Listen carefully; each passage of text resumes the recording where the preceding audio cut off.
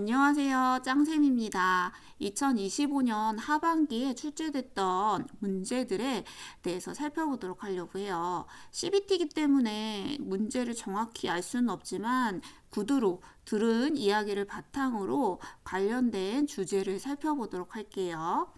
실기 문제 같이 학습해 보도록 할게요. 목발보행 계단 문제 출제됐다고 해요. 목발보행 한번 살펴보시면 팔은 30도 각도로 구부러지셔야 되고 둔부 높이로 맞추시고 체중은 팔목과 손바닥에 실으시는 거 필요하실 수 있죠. 걸으실 때 정면을 바라보고 걷는 거 중요하실 수가 있어요. 자, 계단 살펴볼게요. 계단을 올라갈 때는 건축부터 올리시는 게 맞죠. 그 다음에 목발, 불편한 다리 순서대로 옮기시면 돼요. 건축 다음에 목발과 불편한 다리는 같이 움직이셔도 될 것 같아요. 그림 보시면은 양쪽에 목발을 짚고 가는 경우가 난간이 없는 경우라고 보시면 돼요. 난간이 없는 경우는 건강한 다리를 먼저 올리고 목발과 불편한 다리 순서대로 가는 게 맞죠. 옆에 사진을 보시면 난간이 있는 그림이에요. 난간이 있는 경우는 한쪽에 목발을 짚고 건강한 다리가 올라가고 불편한 다리와 목발은 한 칸 밑에 있는 그림이 맞는 그림이 되시겠죠. 계단 내려갈 때 살펴보시면 목발을 먼저 내리고 불편한 다리, 건축 순서가 되실 수가 있어요.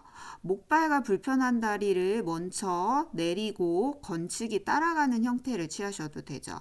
이때 중요한 거는 계단을 내려갈 때는 또 몸무게를 지탱하는 다리는 건축이 되시겠어요. 평지 목발보행법도 살펴보도록 할게요. 하지의 능력에 따라서 4점, 2점, 3점 보행으로 나눠질 수가 있죠. 양쪽 하지의 체중 부하가 가능할 때 처음 하실 때는 천천히 하는 4점 보행, 속도가 붙었을 때는 2점 보행을 시행하실 수 있어요. 한쪽 하지가 체중 부하가 안 될 때는 3점 보행을 시행하시는 형태라고 보시면 되죠.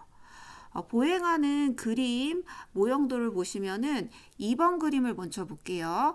자, 출발점에 있을 때 목발은 발끝에서 앞으로 15, 옆으로 15에 양쪽에 디디시는 거죠. 두 번째 그림을 보시면 화살표 진행이 하나가 목발이 나가 있는 형태예요. 왼쪽 목발이 나가고 다음에 오른쪽 발이 나가고 오른쪽 목발, 왼쪽 발 이렇게 하나씩 진행하는 형태가 사전 보행이에요. 그래서 화살표를 가운데 그림을 보시면 한 개 있는 게 사전 보행이 되시는 거죠.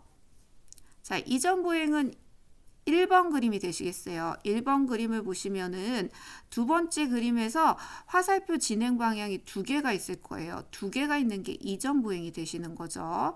자, 왼발과 오른쪽 목발이 나가고 다음에는 오른쪽 발과 왼쪽 목발이 나가는 형태 이전 보행이 되시겠어요.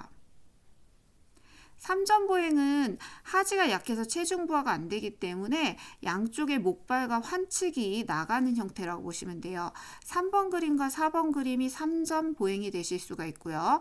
3번 그림 같은 경우는 왼발이 불편한 사람이 목발 보행법이 되겠고 4번 그림은 오른쪽 발이 불편한 대상자의 목발 보행법이 되시겠어요. 어깨 관절 운동도 살펴보도록 할게요. 1번 같은 경우에 두 골의 각이 넓어지는 신전이 되시겠죠. 폄이라고 사용하시면 돼요. 2번 그림은 신전 상태에서 넘어간 형태이기 때문에 과신전이라고 보시면 되고 젖힘, 과다폄 이렇게 사용하실 수 있죠.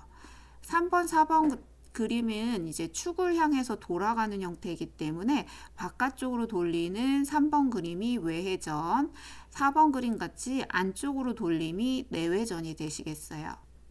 5번 그림은 두 골의 각이 작아진다는 굴곡이 되시겠죠? 굽힘 되실 수가 있겠어요.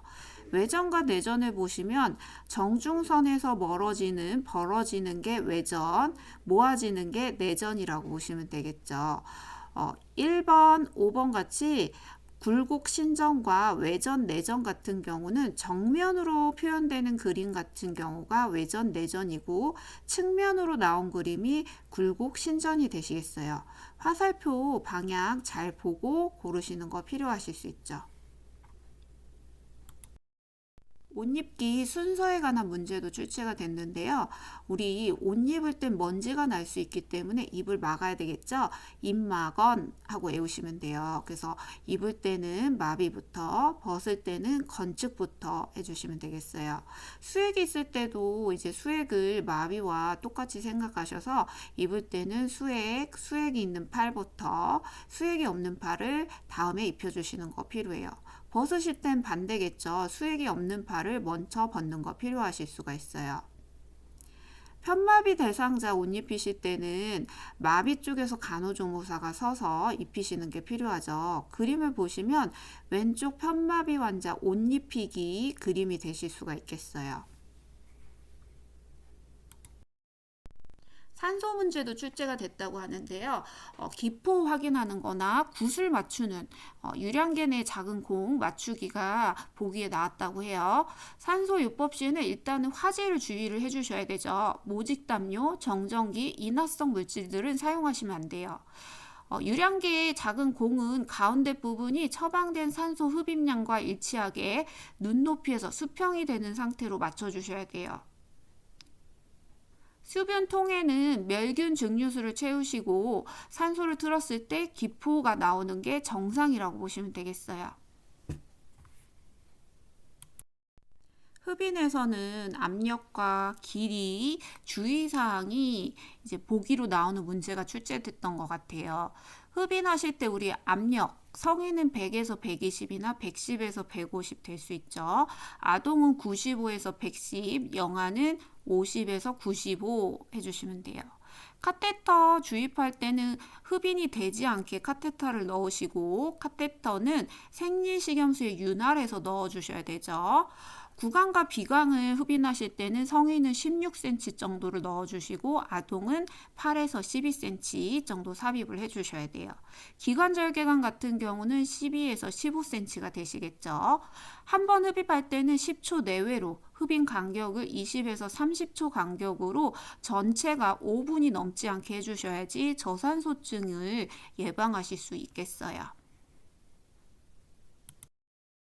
기관 절개관 관리에 대한 문제도 보시면 매일 소독을 한다든지 내관은 빼서 과산화수소에 세척을 해주셔야 되죠. 그리고 젖은 꺼즈를 덮어준다든지 건조하게 유지하는 거 이런 것들이 보기로 나왔던 것 같아요.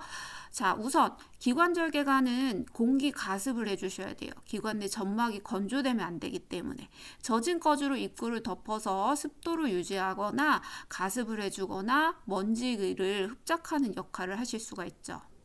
외관 밑에는 꺼즈를 대주시고 자주 소독을 해주셔야 돼요. 소독할 때 무균수를 준수해 주셔야 되고요. 그리고 응급실을 대비해서 필요한 기구나 약품을 준비해 놓으시고 의사소통 도구가 필요하죠. 목소리가 안 나오기 때문에 종이나 펜을 준비해 주시는 거 필요하실 수가 있어요. 진공청소기나 젖은 걸레를 이용해 주시면 좋고요. 내관 소독할 때는 과산화수소에 담가서 명월균, 생리식염수를 세척하시는 거 필요하실 수 있죠. 절개관 내관을 뺄 때는 앞뒤로 흡인, 석션을 해주시는 거 필요하실 수 있어요.